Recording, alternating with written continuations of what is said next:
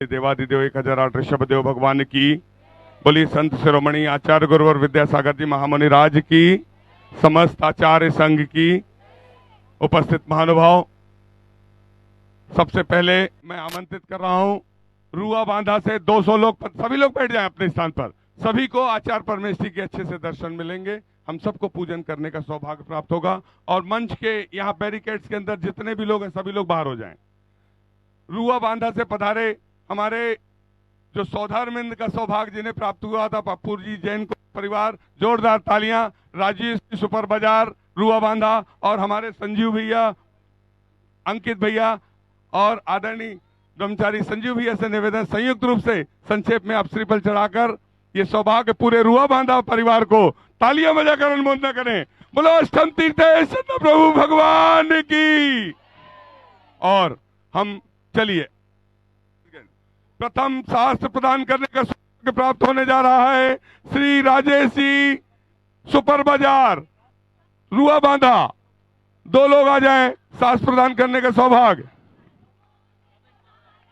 और मैं द्वितीय शास्त्र प्रदान करने के लिए आमंत्रित कर रहा हूं सिद्धार्थ जी पाटनी, कोलकाता से पधारे सिद्धार्थ जी पाटनी, राधिका जी पाटनी, आप 2 लोग आए शास्त्र प्रदान करने का सौभाग्य प्राप्त करें।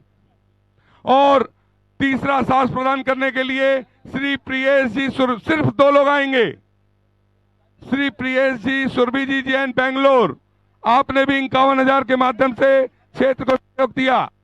हाँ मंच से श्री मनोज जी जैन, सुषमा जी जैन ओबेदुल्लागंज, आपने भी शास्त्र प्रदान करने का सौभाग्य प्राप्त किया है। मात्र 2 लोग आएंगे, यहां नीचे से शास्त्र प्रदान करना है, ऊपर मंच पर नहीं चढ़ना है, अपने स्थान पर बैठते चलें।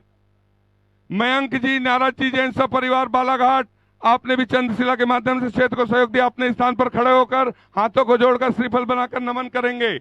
डॉक्टर अजीत जी झाड़ जी नागपुर, आपने एक चंद्रशिला के माध्यम से, हाँ जिनके नाम सासदान में यहाँ सामने आकर शास्त्र ऊपर ऊपर ऊपर यहाँ आइए ना आप।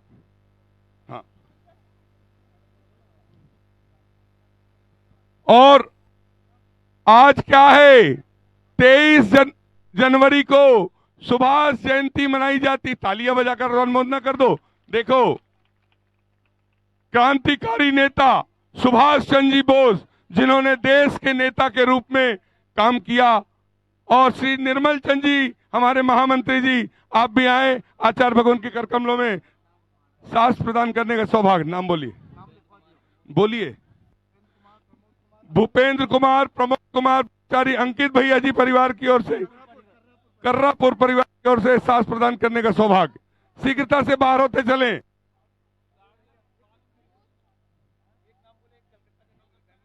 कलकत्ता के सिद्धार्थ जी पाटनी, सिद्धार्थ पाटनी जी आप आ जाएं शास्त्र प्रदान करने के लिए। चलिए शीघ्रता से। आप यदि चाहते हैं, एक कंपटीशन आयोजित की गई है, आचार्य श्री विद्यासागर जी महाराज मुक्ति मोक्ष मार्ग के नेता और देश के क्रांतिकारी नेता सुभाष चंद्र जी बोस, जिन पे www.vidya.guru पर एक प्रश्नोत्तरी आयोजित की गई है, कंपटीशन आयोजित की गई है। यदि आप उसमें हिस्सा लेना चाहते हैं, उस वेबसाइट पर जाइए और आप उस पर कंपटीशन लीजिए। प्रथम द्वितीय तृतीय प्राप्त करने वाले को यहाँ पर पुरस्कृत किया जाएगा। और आज की पूजा का सौभाग्य रुआ बांधा दिगंबर जैन समाज को प्राप्त होने जा रहा। तालियां बजा। अब पूजन के गायन के लिए अंकित भैया, चलिए शुरू करें पूजन। बोलिए आचार्य गुरु और विद्यासागर जी महामुनि राज की, समस्त आचार्य संघ की। आचार्य श्री जी के चरणों में हम झुका रहे अपना माथा, जिनके जीवन की हर चर्या बन पड़ी स्वयं ही नवगाथा। जैनागम का वह सुधा कलश जो बिखराते हैं गली गली, जिनके दर्शन को पा करके खिलती मुरझाई हृदय कली।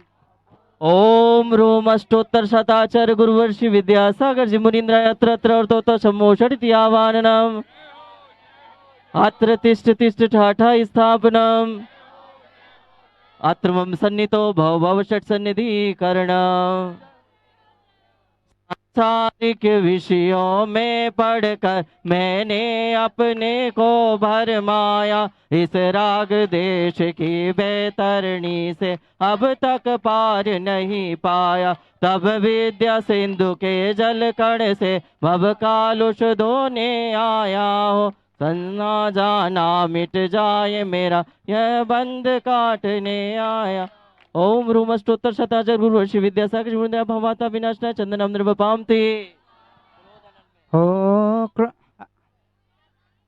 क्रोध अनल में जल जल कर अपना सर्वस्व लुटाया है निज शांत स्वरूप न जान सका जीवन भर इसे भुलाया है चरणों में शीतलता पाने अब शरण तुम्हारी आया हूँ संसार ताप मिट जाए मेरा चंदन बंदन को लाया हूँ ओम रूम अष्टोत्तर शताचार्य गुरु श्री विद्यासागर जी मुनीन्द्राय भवाता विनाशनाय चंदनम निर्वपामते जड़ को ना मैंने जड़ समझा नहीं अक्षय निधि को पहचाना अपने तो केवल सपने थे भ्रम और जगत का भटकाना चरणों में अर्पित अक्षत है अक्षय पद मुझको मिल जावे तब ज्ञान अरुण की किरणों से यह हृदय कमल भी खिल जावे ओम रूम अष्टोत्तर शताचार्य गुरु श्री विद्यासागर जी मुनीन्द्राय अक्षरपद प्राप्त अक्षता निर्वपामते इन विषय भोग की मदिरा पी मैं बना सदा से मत वाला तृष्णा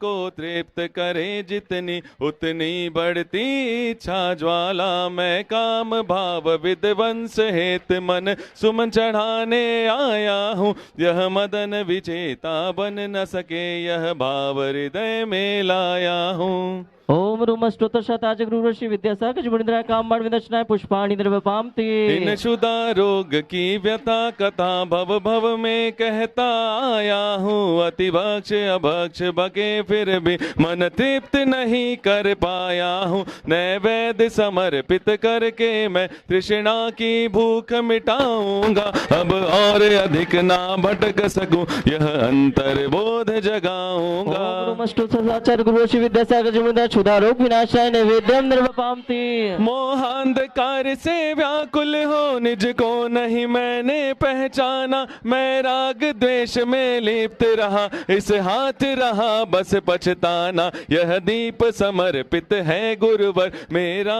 तम दूर भगा देना तुम ज्ञान दीप की बाती से मम अंतर दीप जला देना ओम रूम अष्टोत्तर शताचार्य गुरु श्री विद्यासागर जी मुनीन्द्राय महामोहन का विनाशनाय दीपम निर्वपामते इन अशुभ कर्म ने घेरा है मैंने अब तक यह माना था बस पाप कर्म तज पुण्य कर्म को चाह रहा अपनाना था शुभ अशुभ कर्म सब रिपुदल है मैं इन्हें जलाने आया हूँ इसलिए आपके चरणों में यह धूप चढ़ाने आया हूँ ओम रूम अष्टोत्तर शताचार्य गुरु श्री विद्यासागर जी मुनीन्द्राय अष्टकर्मधानाय धूपम भोगों को इतना भोगा कि खुद को ही भोग बना डाला साध्य और साधक का अंतर मैंने आज मिटा डाला मैं चिदानंद में लीन रहूं पूजा का यह फल पाना है पाना था जिसके द्वारा वह मिल बैठा मुझे ठिकाना है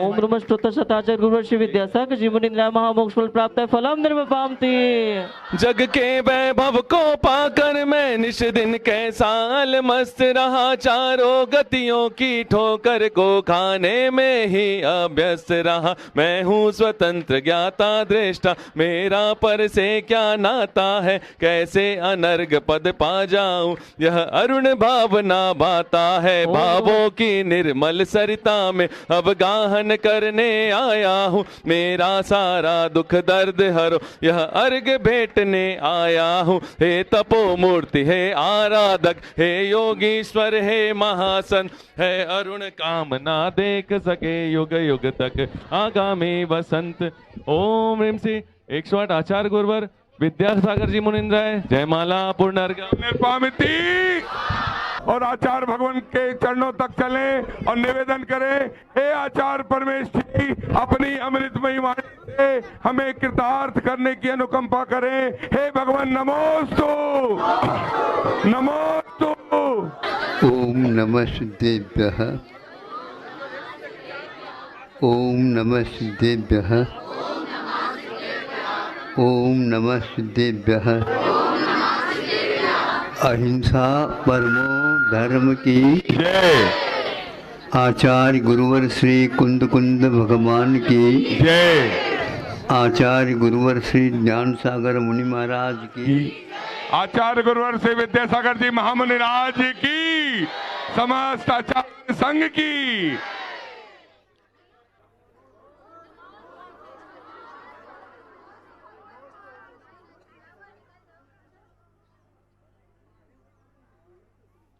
प्रतिदिन की भांति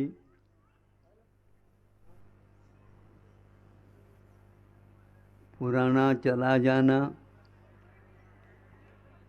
नयों का आ जाना, ये चल रहा है और यह अविरल रूप से चल रहा है। उत्साह के साथ चल रहा है, प्रसन्नता के साथ जो कार्य होता है वह भीतर के साथ संबंध रखने से बाहर भी उसका मूल्य और बढ़ जाता है।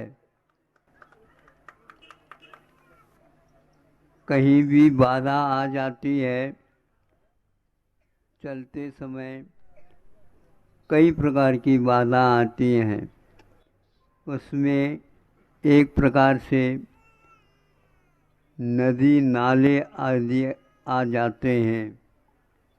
तो आप लोग 4 महीने तक तो वर्षा योग में बाहर नहीं निकलो, बाद में भी पानी का प्रवाह क्योंकि नया पानी आया रहता है तो उसके कारण आप लोगों को अड़चन आ जाती, गाड़ी घोड़ा वगैरह तो चल नहीं पाएंगे, लेकिन स्वयं भी नहीं आ पाए तो कैसे करेंगे। तो उसके उपरांत यही बताया जाता है, प्राचीन काल में भी हम गए थे, कौन सा छत्तीसगढ़ में रुआबंदा है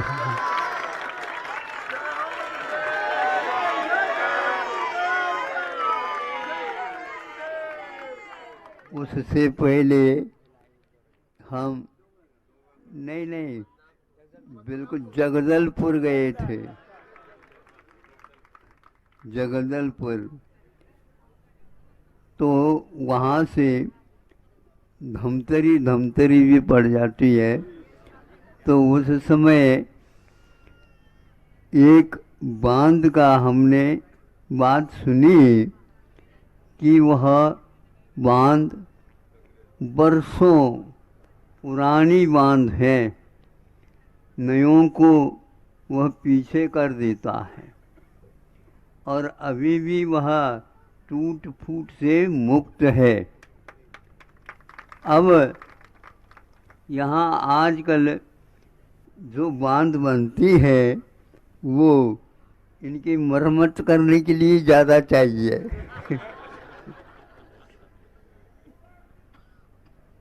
जो शुरुआत में वस्त्र पहनता है और बहुत जल्दी यदि फटने लग जाता है तो क्या करें, नया अभी खरीद नहीं सकते तो ठिकड़ा लगा दो,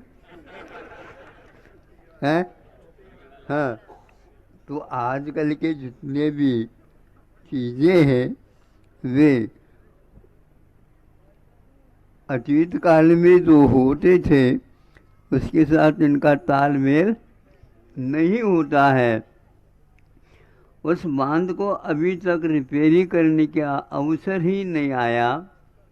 और ये ध्यान रखना, सीमेंट है, पत्थर है, आदि आदि के द्वारा वह बंधा हुआ नहीं है। फिर काय कहे महाराज, तो वह मिट्टी के बांध है। ये तो मिट्टी है, मिट्टी कैसे टिकेगी? मिट्टी ही धरती टिकती है, बाकी जितने भी वो उखड़ जाते हैं। वहाँ उसके साथ एक प्रकार से घास जो है, घास लगाया गया तो कभी भी मिट्टी को नहीं छोड़ता और जल को वह घास बाहर बहा देता है। ऐसा ही जीवन में होना चाहिए। बाधाएं कई प्रकार की आती हैं, किंतु कुछ ऐसी बाधाओं का रोकथाम करने के लिए भी इस प्रकार किए जाते थे। तो रुआ बांध और उसी बांध के साथ आप तुलना भी नहीं कर सकते। काम तो रुआ बांध, वहाँ भिलाई भी है, दुर्ग भी है, और उसका संबंध राजनांदगांव के साथ भी है, और एक प्रकार से रायपुर का भी है। लेकिन ये तो हो गया व्यवहार की अपेक्षा से, गृहस्थों की अपेक्षा से। वहाँ पर चंद्रगिरी भी विद्यमान है।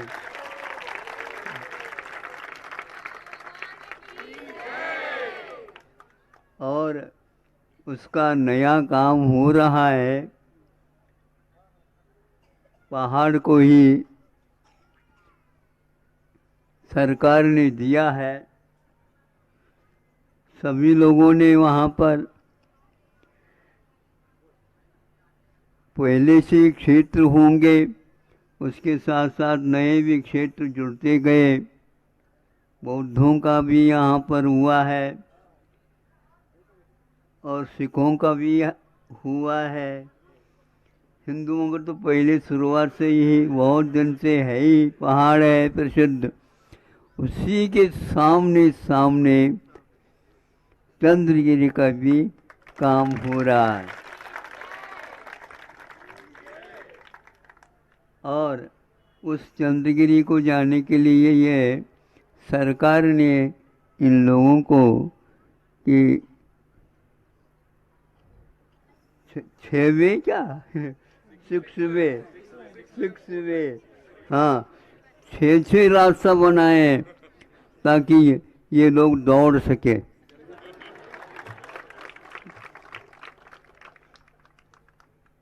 रास्ता तो बहुत सुगम बनाया है, लेकिन सब लोग गाड़ी चलाते हैं और हमने भी देखा हमारी गाड़ी चलती है क्या नहीं।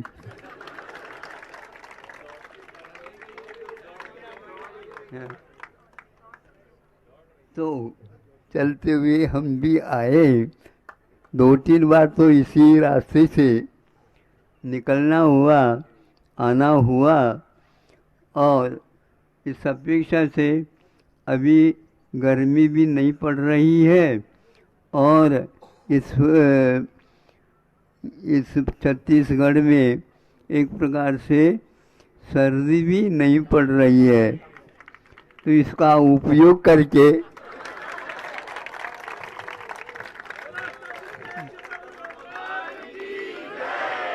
सर्दी से भी बच गए और गर्मी से भी बच गए।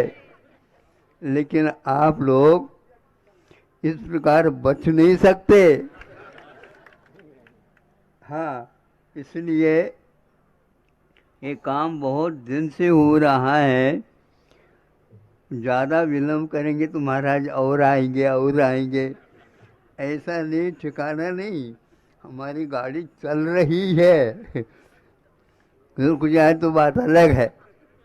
लेकिन हाँ, बांध कभी भी चलती नहीं है, किंतु हाँ रुक जाएंगे।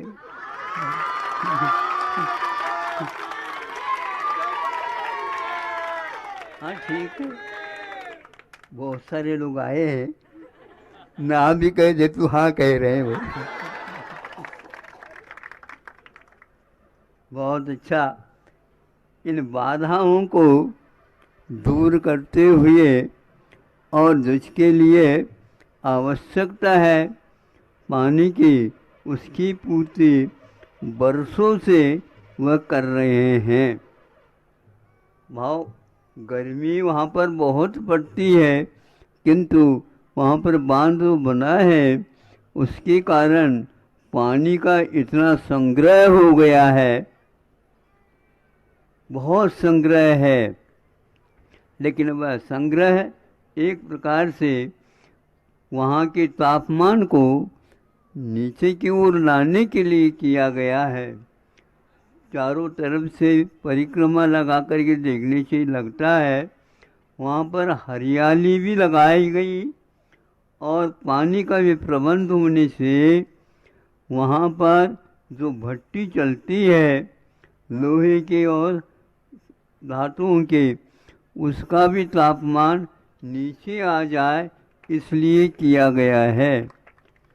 इसी प्रकार आप लोगों को भी संग्रह तो करना चाहिए, लेकिन उस संग्रह से संग्रहणी बीमारी नहीं होना चाहिए। समझ रहे हो? संग्रहणी भूमि जो व्यक्ति संग्रहणी बीमारी से ग्रसित होता है वो भोजन तो बहुत करता है लेकिन काम कुछ कर नहीं सकता। उस प्रकार नहीं करना, किंतु अपनी योग्य कार्य को करते हुए संयम अपनी योग्यता के अनुसार रखते हुए आगे बढ़ना चाहिए, ताकि धार्मिक कार्यों का अनुष्ठान भी यथावत जैसे पूर्वजों ने किया है वैसे ही आप भी करते रहे। पहले राजा होते थे, आज आप लोग राजा बना करके उनसे काम लेते हैं, क्योंकि अब सामने जयंती आ रही है। जयंती नहीं, 26 जनवरी, हाँ, तो उसके पूर्व में ये सुभाष जी एक बहुत बात अच्छी पढ़ने के लिए मिली थी इनसे कि जब संघर्ष में थे ये और एक प्रकार से सेना का निर्माण इन्होंने भारत के लिए किया था, संघर्षशील रहता है इनका जीवन। ये इतने बुद्धिमान थे, ये आप लोग शायद अनुमान नहीं लगा पाते। 3-4 व्यक्ति ही केवल उस समय के कलेक्टर बनते थे। उनको IPS नहीं, IAS, तो वहाँ आज जो ये कलेक्टर बनते हैं उसी के इक्वल समान उस समय होता था, और उसमें बहुत व्यक्ति बैठ जाते, बिठवा देते हैं, लेकिन कोई निकलता नहीं था। उनमें से एक मोरारजी देसाई निकले थे, और ऋषियों में वहाँ महर्षि, हाँ, विवेकानंद नहीं, दयानंद नहीं, सरस्वती नहीं, अरविंद, महर्षि अरविंद, हाँ हाँ, वो बंगाल के थे, बंगाल के, ये भी बंगाल के थे। तो वहाँ वह भी निकल गए, नेहरू नहीं निकल पाए। सुभाष जी तो यूं अधिकार रूप लेकर के ही निकल गए थे, किंतु ये तीनों ने उस पद को पाने के उपरांत भी पूछा इससे क्या क्या बन सकता, क्या क्या बन सकता। हाँ, ये भी बन सकते, ये भी बन सकते, ये भी बन सकते। क्या इसके माध्यम से वाइसराय, हाँ, बन सकते क्या? नहीं, नहीं बन सकते। आप नहीं है, ये ले लो आप। इस्तीफा नहीं, हमने स्वीकार ही नहीं किया। लड़ करके प्राप्त करके फिर बाद में इस्तीफा दिया जाता महाराज। ये तो हमें आवश्यकता नहीं, इसकी कोई आवश्यकता नहीं। जो व्यक्ति इस पद तक प्राप्त नहीं कर सकता इसके माध्यम से, ऐसी कोई आवश्यकता नहीं है। और तीनों ने इसी प्रकार किया था। इसको बोलते हैं भारत के प्रति क्या समर्पण था। ऐसा कोई कर सकता आज है? कोई नहीं कर सकता।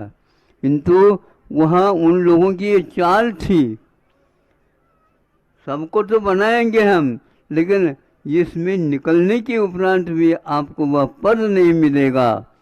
तो पद नहीं मिलेगा, हमारे यहाँ आकर के आप हमें पद दे रहे हो, नहीं समझे? नहीं चाहिए।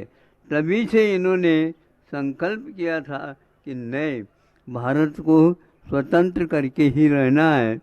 और संघर्ष करते हुए जब सेना की विधिवत तैयारी और बनाया उन्होंने, बनाने के उपरांत सरकार चलाने के लिए बहुत सारी कमियां पड़ती थी, उसकी पूर्ति के लिए वो चिंतित हुए थे।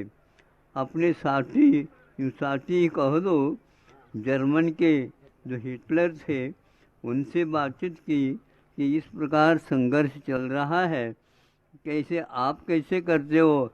इसमें कोई बाधा नहीं है। कैसी बाधा नहीं है? हाँ बिल्कुल ठीक है, आप करना चाहते हो तो कर सकते हो, ये कोई ज़्यादा बड़ी बात नहीं है। क्या करना है?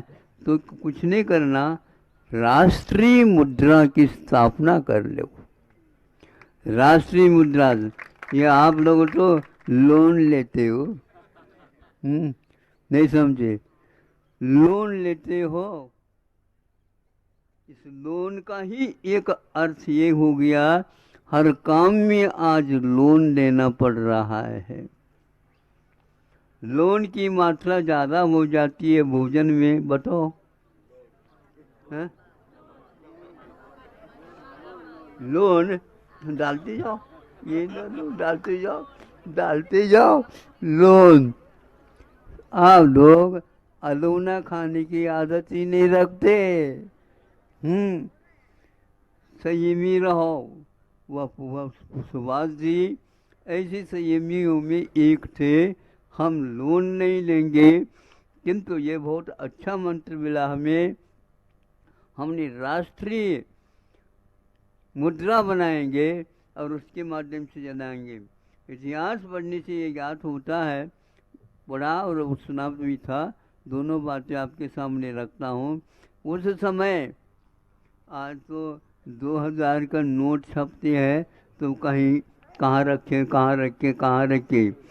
सुभाष चंद्र जी ने, सोचो विचार करो, कितने वह क्रांतिशील और स्वाभिमानी व्यक्ति थे। ऐसे व्यक्तित्व तो बहुत दुर्लभ होते हैं। तो उन्होंने 1 लाख रुपए का एक नोट बनाया था। किसी को मालूम है? कई लोगों को सुभाष को ही मालूम नहीं। हाँ, सुभाष का अर्थ होता है सुस्तु रूपेण भाति प्रज्वलति। वह इस प्रकार चमकीला तारा था और उसके माध्यम से इसने कर लिया। लेकिन उस संघर्ष में कहाँ तक ये सफल हुए, आपको इतिहास पढ़ने से ज्ञात होगा। संघर्ष करने वाले व्यक्ति ऐसे भी होते हैं, राष्ट्र को स्थापित करके और उसके ऊपर कोई भी आपत्ति आती है उसको दूर करने के लिए ऐसे महत्वाकांक्षा रूप कार्य करने में भी हिचकिचाते नहीं थे। ऐसे व्यक्तियों के नींव पढ़ने से ही भारत को आज स्वतंत्रता का अनुभव करना पड़ रहा है, अनुभव हो रहा है। इसको इतनी मात्र से करने से कुछ नहीं होगा। अभी भी आप लोग ऋण लेकर के, लोन लेकर के आज पढ़ाना होता है। लोन लेते हैं, दुकान खोली जाती है, लोन लेते हैं। आज खेती बाड़ी में भी गड़बड़ी होती है, उसमें भी लोन लेते हैं। बच्चों को पढ़ाना तो है ही है, लेकिन अनेक ऐसे कार्य भी हैं जिनमें आप लोन लेना पड़ता है। लोन लेकर के आप घर मकान बना लेते हैं, लोन लेकर के ही खाद व इत्यादि को भी लगा देते हैं। लोन के बिना आपका काम चलता ही नहीं। शादी भी करते हैं बच्चों की तो भी लोन लेकर के करते हैं। फिर लोन लेने के बाद शादी तो हो गई, अब वो पैसा गया, अब बच्चों को कह दो तुम तो पढ़े लिखे हो। पढ़े लिखे तो आपने कब बनाया, लेकिन अनुभव नहीं दिया आपने, इसलिए हम किसी काम के योग्य है ही नहीं। भोजन करने के लिए, हाँ भोजन करने के 2 बार 3 बार करवाओ, हम कर लें। आज स्थिति ऐसी है, इसलिए माता पिताओं के लिए आज बहुत संघर्ष करना पड़ रहा है। इसी संघर्ष को दूर करने के लिए इन्होंने एक अपनी ही माँ को एक लिखा हुआ पत्र है, वो पठनी है। एक आध पत्रिका पत्र आपको मिलेगा, उसको पढ़िए तो आज निश्चित रूप से पढ़े लिखे जितने भी बच्चे हैं भीतर भीतर उनको अनुभव होने लग जाएगा हमारा कर्तव्य क्या है देश के प्रति। और देश में यदि इस प्रकार के जो हवा चली जाएगी, निश्चित रूप से देश में जो धर्म है, संस्कृति है और अपनी आत्मा का कर्तव्य है, वो सारे आपको समझ में आने लग जाएगा। आज नहीं आ रहा, हर कार्य में आपको आँखों में पानी आता है। अब तो पानी सब जगह समाप्त हो रहा है, जल ही जीवन है, किंतु आप लोग अपने आप के अस्तित्व को सिद्ध करने के लिए आँखों में पानी भी नहीं ला सकते हैं, क्योंकि अपने अस्तित्व को दिखाने के लिए बहुत कुछ आपका जीवन जुड़ा हुआ होना चाहिए, धार्मिक और कर्तव्य निष्ठ जीवन के साथ। इसलिए आज ज़्यादा न कह करके हमारा जो आज अहिंसा तत्व बचा है वह केवल स्वतंत्रता होने के कारण ही बचा है। स्वतंत्रता आपको अनुभव में आ रही है क्या नहीं आ रही है, मैं ये नहीं कहता, किंतु ध्यान रखो यहाँ पर बैठ करके अरनसिद्ध करना बहुत आसान है, किंतु देश की रक्षा करना, सेना वहाँ पर गर्मी में और सर्दी में यहाँ बर्फ़ गिरती है -40 जिसको उठे 40 अंश प्रमाण, वहाँ सर्दी रह गई है कितनी। वहाँ पर कुछ भी खाने पीने यहाँ आप लोगों की नहीं चलती। पापड़ भेज दो टिन की भांति वह बजने लग जाएगी, कोई खा नहीं सकता। वहाँ पर भी रहते हैं और ऐसी सेना की स्थापना उन्होंने सर्वप्रथम की थी। उसके कारण आज लोग आप यहाँ पर धर्म ध्यान कर रहे हैं। अहिंसा का यदि पालन हो रहा है उनके वजह से हो रहा है, इसलिए उनके बारे में भी आप सोचो। घर में एक बच्चा यदि कमाऊ नहीं निकलता तो भगवान हम कैसे पेट भर दें इसके, हमारा तो काम हो जाएगा, इसका कैसा होगा। तो आज 1.5 अरब 150 करोड़ तक भारत की आबादी जनसंख्या हो गई है। इसको सब कुछ व्यवस्थित रूप देने के लिए रात दिन यहाँ पर लोग लगे हैं जो राष्ट्र के प्रति समर्पित है, किंतु जो व्यक्ति केवल लोन की ओर चिल्ला रहा है वह ठीक नहीं कर रहा। आज इतना एक तो भूल गया, कोई भी चुनाव के लिए खड़ा हो जाता है तो भी लोन के माध्यम से ही खड़ा होता, तो आपको क्या लोन मिलेगा और स्वयं के लिए क्या लोन मिलेगा, आप ही सोच सकते हैं। हर काम भारत में लोन के माध्यम से हो रहा है, इसलिए यह चिंतनीय ही नहीं बहुत ही खेदजनक है। इसको पूर्णतः दूर करके कर्तव्यनिष्ठ जीवन बनाने के लिए, आत्मीयता को जागृत करने के लिए परस्पर उपग्रहो जीवानाम, यह सूत्र जैनाचार्यों ने दिया है। अहिंसा के बिना यह आप यदि अहिंसा का पालन कर रहे हैं तो परस्पर मैत्री भाव रखे बिना ये बन नहीं सकता है। इसलिए सामान्य रूप से सभी के साथ मैत्री भाव रखते हुए आगे आपको कर्तव्यनिष्ठ और बनना है। अहिंसा परमो धर्म।